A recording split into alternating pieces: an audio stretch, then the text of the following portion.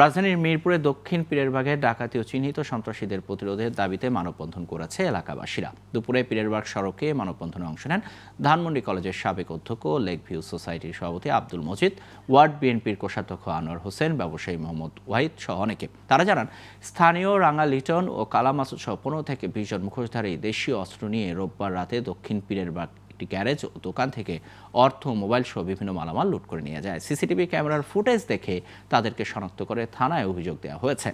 এসব সন্ত্রাসীদের শাস্তির দাবি জানান মানববন্ধনে অংশ নেওয়া ব্যক্তিরা।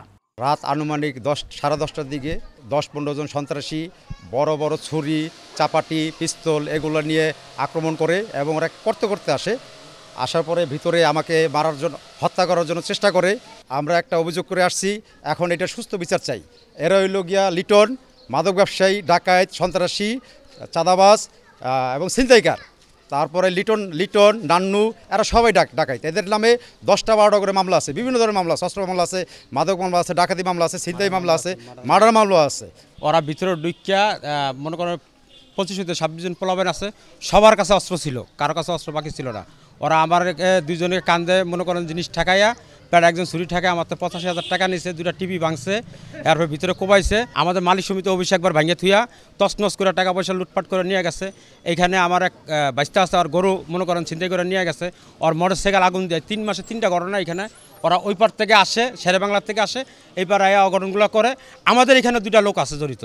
এখানে প্রশাসনও ঠিক মতন আসে না, মনে করেন তারা বাধ্য হয়ে আমরা সেদিন রাতে থানা যাওয়ার পরে আমাদের ওসি সাহেব বলছে যে আপনাদের ব্যবস্থা আমরা এটা করতেছি।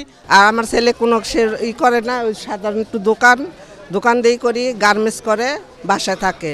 এদিন এতগুলি অনেক পোলা পানি চাপাটি চুপাটি লইয়া আইয়া হেয়ার পরে মায়ের দৌড় করিয়া আমার পোলার কাপড় চোপড় সব ছিঁড়া টিরা হেয়ার পরে আসলে করছে। আমি যদি সামনে না দাঁড়াইতাম, চাপাটি না দাঁড়াতাম, আমার পোলার হেয়ার দোকানের ভিতরেই কুবাইয়া সব করে থিয়া যায়। কতিপয় বহিরাগত সন্ত্রাসী এলাকায় এসে অশান্ত সৃষ্টি করতে, সেটা আমাদের কাম্য নয়। আমরা এলাকাবাসী চাই শান্তি শৃঙ্খলা বজায় রাখতে। তার লক্ষ্যে যদি কেউ এলাকায় এসে অশান্তির সৃষ্টি করে, সন্ত্রাসী চাঁদাবাজি করে, এটা আমরা আইন শৃঙ্খলা রক্ষা বাহিনীর হস্তক্ষেপ কামনা করছি। সে যে দলেরই হোক, যেই হোক না কেন, আইনের আওতায় এনে আমরা শাস্তি হোক এই প্রত্যাশা করছি।